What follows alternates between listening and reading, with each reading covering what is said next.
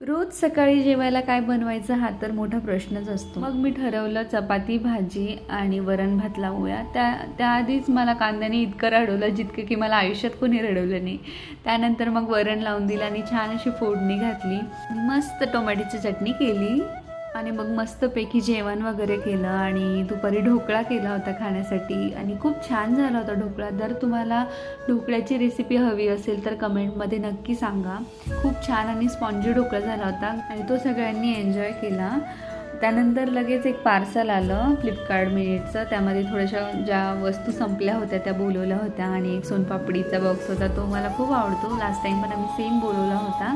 मग मी हे सामान व्यवस्थित लावून घेतलं आणि संध्याकाळी आम्हाला बाहेर जायचं होतं थोडं. त्यानंतर मग मी रेडी झाले आणि बाहेर गेलो आणि एक स्टॉल लागलेला होता तिथे. लास्ट टाईम पण आम्ही सेम भाकरवडी घेतलेली, खूप टेस्टी होती ती. यावेळेस पण आम्ही घेतली.